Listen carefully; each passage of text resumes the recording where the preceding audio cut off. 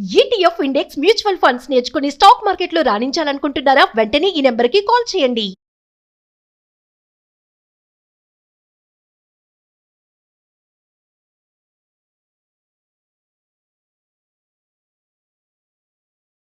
నమస్తే, welcome back to Suman TV. Present మనతో పాటు ఉన్నారు stock market analyst Sundar Ramareddy గారు. నమస్తే సార్. నమస్తే అండి.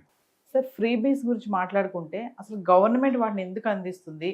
అంటే ఫ్రీబీస్ వల్ల ఎన్నికల టైంలో అందించే ఫ్రీబీస్ ఏంటి అసలు? అంటే బేసికల్గా పొలిటికల్ పార్టీ వాళ్ళందరూ వాళ్ళు ఎలక్షన్స్లో విన్ అవ్వడం కోసం ఓటర్స్కి ఇచ్చే తాయిలాలు అనమాట అవన్నీ. వాళ్ళు గెలవడం కోసం ఇస్తున్నారు, అది గవర్నమెంట్ ఇవ్వటంలా. పొలిటికల్ లీడర్లు గెలవడం కోసం వాళ్ళు ఇస్తున్నారు. గెలిస్తే ఆ మాట మీద నిలబడాలి కాబట్టి దాని గురించి ఇస్తుందన్నమాట. ఇవాళ రేపట్లో ఇండియా మొత్తం అండి, ఒక స్టేట్ కాదు, ఒక పొలిటీషియన్ కాదు, మీరు ఎక్కడైనా చూడండి. ఎగ్జాంపుల్ మన విజయ్ చూడండి, నేను ఇప్పుడు స్క్రీన్ షాట్ కొని పంపిస్తాను, ఎన్ని ప్రామిస్ చేశాడు మీరు చూడండి. అలాగే ఉత్తరప్రదేశ్లో బీజేపీ గవర్నమెంట్ వాళ్ళు, అక్కడ పశ్చిమ బెంగాల్లో వాళ్ళు ఎంత ప్రామిస్ చేశారో చూసుకోండి.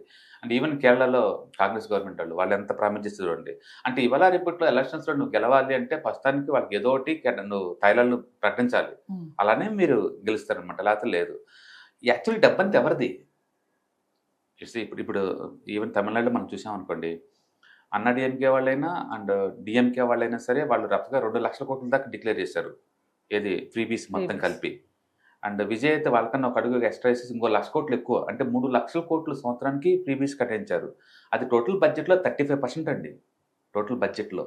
ఇది ఎవరి డబ్బు అదంతా? అదంతా ట్యాక్స్ పేయర్స్ మనీ అండి. వాళ్ళకి ఒక మాట చెప్పేది లేదు, దానికి ఒక అకౌంటబిలిటీ లేదు అంతే. అంటే ఎవరైనా గెలిస్తే ఎలక్షన్స్లో వాళ్ళ ఇష్టాసారం డబ్బుని ఎలాగైనా ఖర్చు పెట్టచ్చు. అదేంటంటే రాజ్యాంగం వాళ్ళకి ఇచ్చిన హక్కులాగా మారిపోతుంది అది. ఎగ్జాంపుల్ ఇప్పుడు మనం తమిళనాడు కనుక చూసుకుంటే వాళ్ళు ఇచ్చిన ప్రీమియం చూడండి, ప్రతి ఉమెన్కి 2,500 per month next 5 years.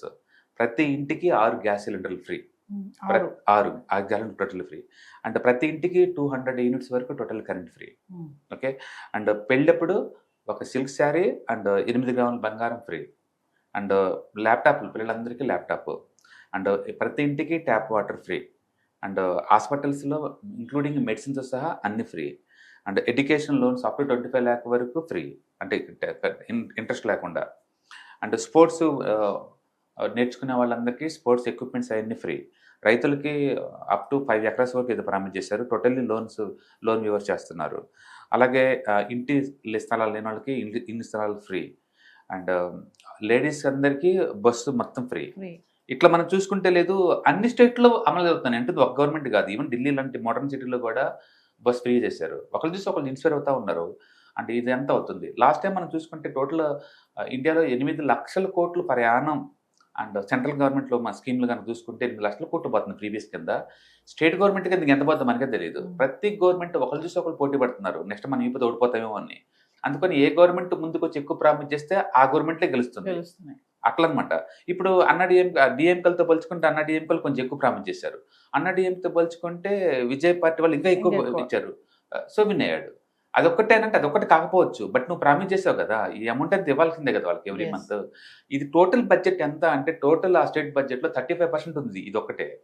And yearly 3 lakh crores చొప్పున మొత్తం 5 సంవత్సరాల టైంలో ఇదే నీకు 15 లక్షల కోట్ల దాకా అవుతుంది అమౌంట్. ఎక్కడి నుంచి వస్తుంది అంతా? అంత ట్యాక్స్ మనీ అండి.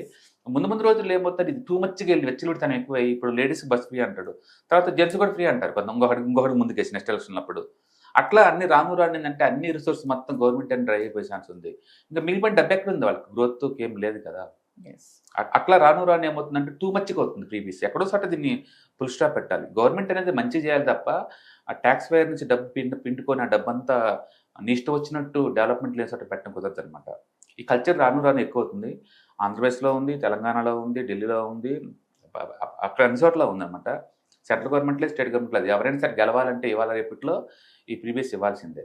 లేకపోతే కూర్చోబెట్టేసి ముసలి కంటే పెన్షన్ ఇస్తుందంటే అర్థం ఉంది, ఎందుకంటే ఆ ఏజ్కి గవర్నమెంట్ సపోర్ట్ ఉండాలి కాబట్టి మ్యాండేటరీ. ఇక్కడ ఏంటంటే బాబు, యూత్కి 2,500, అన్ఎంప్లాయీస్కి 4,000, ఇంటికి 6 gas connection free, current 2 prints free. ఎవరు కడతారు? డబ్బంతా ఎక్కడి నుంచి వస్తుంది? వాటికి ఎలా ఎక్కడి నుంచి తెస్తుందంటే వాళ్ళ దగ్గర ప్లానింగ్ లేదు, ఎలా ఖర్చు పెట్టాలో మాత్రం ప్లానింగ్ ఉంది. అందుకని పెద్ద పొలిటీషియన్ కూడా గెలవాలని తపనతోటి ఒకరి నుంచి ఒకరు పెంచుకుంటూ వస్తున్నారు. అండ్ దీనివల్ల సొసైటీకి ఎంత బెనిఫిట్ అది మనకు తెలియదు కానీ, బట్ ట్యాక్స్ పేర్ మనీ మాత్రం చాలా వేస్ట్ అయిపోతుంది. బహుశా ఏదో టైంలో సుప్రీంకోర్టు రిలీజ్ అయిపోయి ఒక జీవో లాంటి పట్టుకొచ్చేసేసి ఇలాంటి ఏదైనా ప్రామిస్ చేయాలంటే ముందు ట్యాక్స్ పేర్ ఒక మాట చెప్పడం, మాట. లేకపోతే ఏదో ఒక సిస్టమేటిక్ వేలో చేయటం వల్ల దాన్ని మనం కంట్రోల్ చేయొచ్చు అనమాట. అంటే ఏ గవర్నమెంట్ మినహాయింపు కాదు. ఈవెన్ పశ్చిమ బెంగాల్లో కూడా బీజేపీ గవర్నమెంట్ ఇదే ప్రామిస్ చేశారు అక్కడ కూడా. సార్ ఈ ఫ్రీబీస్ వల్ల ఇన్వెస్ట్మెంట్స్ ఏమైనా తగ్గుతాయంటారా? తగ్గడానికంటూ ఏం లేదు. బట్ గవర్నమెంట్ రిసోర్స్ ఎక్కడి నుంచి వస్తాయి అంటుంది అది. అదంతా ట్యాక్స్ పేర్ మనీ కదా. అందరు ముక్కుబిండి వసూలు చేస్తారు. ఆ డబ్బుని తీసుకెళ్ళి ఇలా ఖర్చు పెడుతుంటారు. వీటికి లెక్క అకౌంటబిలిటీ కూడా పెద్దగా ఉండదు. వీటికి అకౌంటబిలిటీ ఏదైనా ట్యాక్స్ పేర్ మనీ తోటి రోడ్లు వేయండి, డెవలప్మెంట్ చేయండి, అంటే యూత్కి ట్రైనింగ్ ఇవ్వండి, అంటే కొత్త ఇన్ఫ్రాస్ట్రక్చర్ ప్రాజెక్టులు డెవలప్ చేసుకోండి. ఇన్కమ్ రిసోర్స్ రికరింగ్ ఇన్కమ్ వచ్చేలాంటి వాటిల్లో రిసోర్స్లు పెడితే అర్థం ఉంది. బట్ ఈవెంట్ ఇవి డైరెక్ట్గా వెళ్ళిపోతున్నాయి కదా వాళ్ళ అకౌంట్లోకి. అయ్యా వాళ్ళకి ఎలిజిబిలిటీ క్రైటీరియా అంటే మనకు తెలియదు కదా. అందుకని ఎలక్షన్స్లో గెలవాలి అంటే ఈ టైప్ ప్రామిస్ ఎక్కువ అవుతా ఉంది అనమాట. అఫ్కోర్స్ ఏ గవర్నమెంట్ ఏం చేస్తున్నారు, ఓడిపోయిన వాళ్ళు చేశారు, గెలిచిన వాళ్ళు ఇంకా ఎక్కువ చేస్తున్నారు. అంటే దాని మీద నెక్స్ట్ ఎలక్షన్లో మీరు గెలవాలంటే కొత్త వచ్చే వాళ్ళు ఇంతకన్నా ఎక్కువ ప్రామిస్ చేయాలి, ఇంకా ఎక్కువ రిసోర్స్ వాడుతూ ఉంటారు అనమాట. కొన్ని వాళ్ళ పాకెట్లో నుంచి పెడుతున్నారు, వాళ్ళ పార్టీలోంచి పెడుతున్నారంటే అవేం కాదండి, ఇన్వెస్టర్స్ మనీ, అది ట్యాక్స్ పేయర్స్ మనీ అదంతా. అంటే ఇండియాలో ట్యాక్స్ పేయర్స్ మనీకి ఎలాంటి రెస్పెక్ట్ లేదు. అంటే కష్టపడి సంపాదించుకోవటం ఒక నేరం. వాళ్ళు కట్టిన అమౌంట్ తోటి వీళ్ళు ఎంజాయ్ చేస్తున్నారు. వీళ్ళు గెలవటం కోసం ఈ పార్టీ వాళ్ళు వాళ్ళ ఎంజాయ్మెంట్ కోసం ఇలా ఖర్చు పెడుతున్నారు. దీనికి నేను ఫుల్ స్టాప్ ఎక్కడ అంటున్నాను, ఇలా ఎంతవరకు పెట్టడం కరెక్ట్ అంటున్నాను అంటుంది అది. ఎందుకంటే ఎవ్రీ ఇయర్ వాళ్ళు ఏదో ఒక ప్రామిస్ చేస్తూనే ఉంటారు. తమిళనాడులో మరీ దారుణం. కుక్కర్లు అంటారు, రైస్ కుక్కర్లు అంటారు, టీవీలు అంటారు, ఫ్రిడ్జ్లు అంటారు, అండ్ ల్యాప్టాప్లు అంటారు. ఎవ్రీ ఇయర్ ఎత్తనే ఉంటారు. ఏమైపోతున్నాయి ఇవన్నీ ఎవ్రీ ఇయర్. అంటే వాళ్ళు ఏదో టైంలో రిలీజ్ అవ్వాలి. నేను అంటుంది విజయ్ ఇస్తున్నాడని అంటలేదు. ఈవెన్ బీజేపీ వాళ్ళు పశ్చిమ బెంగాల్లో ఇదే ప్రామిస్ చేశారు. అండ్ ఈవెన్ కేరళలో కూడా కాంగ్రెస్ గవర్నమెంట్ ఇదే ప్రామిస్ చేశారు. అన్ని చోట్ల ఉంది ఇది. బట్ ఏదో టైంలో ఫుల్ స్టాప్ పెట్టమని అంటుంది అది. ఓకే, అందుకని ఫ్రీబీస్ కల్చరు ఇండియాలో టూ మచ్గా వస్తుంది. అది రాను ఇంకా ఎక్కువ ఛాన్స్ ఎక్కువ ఉంది. కాబట్టి ఎక్కడో చోట దీన్ని కరెక్షన్ చేసుకోవాల్సిన అవసరం ఉంది. Thank you. Hello friends, financial freedom మీద వెబినార్ జరగబోతుంది. ఇది డైలీ 3 hours ఉంటుంది, 3 days ప్రోగ్రామ్. దీంట్లో మీకు ఫైనాన్షియల్ ఫ్రీడమ్ ఎలా సాధించవచ్చు via with ETFs, index funds, mutual funds ద్వారా డీటెయిల్ గా ప్రాక్టికల్ వేలో మీకు ఎక్స్ప్లెయిన్ చేయబడుతుంది. అండ్ దీంట్లో ఎనీ డౌట్స్ ఉన్నా సరే ఇమీడియట్ గా వెబినార్ లోనే ఎక్స్ప్లెనేషన్ చెప్తారు. అండ్ అలాగే మ్యూచువల్ ఫండ్స్ ఎగ్జామ్స్ ఎవరైనా రాద్దాం అనుకున్నా సరే, మ్యూచువల్ ఫండ్ డిస్ట్రిబ్యూటర్ గా మీరు సెటిల్ అవ్వాలన్నా సరే ఎలా చేయొచ్చు, వాటికి సంబంధించిన డీటెయిల్ ఎడ్యుకేషనల్ వివరాలు మొత్తం కూడా ఈ ప్రోగ్రామ్ లో డీటెయిల్ గా చెప్పబడుతుంది. కాబట్టి ఎవరైనా సరే ఈ వాలటిలిటీ ఉన్న ఈ స్టాక్ మార్కెట్ లో స్టేబుల్ గా ఉండి అండ్ మంచి returns via with ETFs, index funds, mutual fund ద్వారా ఎలా సంపాదించవచ్చు, ఎందుకు ఇవి ఇంపార్టెంట్, ఫైనాన్స్ ఫ్రీడమ్ కి ఎలా ఉపయోగపడతాయో ఇవన్నీ కూడా డీటెయిల్ గా ఎక్స్ప్లెయిన్ చేయబడుతుంది. కాబట్టి ఎవరైనా ఇంట్రెస్ట్ ఉన్న పార్టిసిపెంట్స్ అందరూ కూడా ఈ అవకాశాన్ని వినియోగించవలసిందిగా కోరుతున్నాను. Thank you.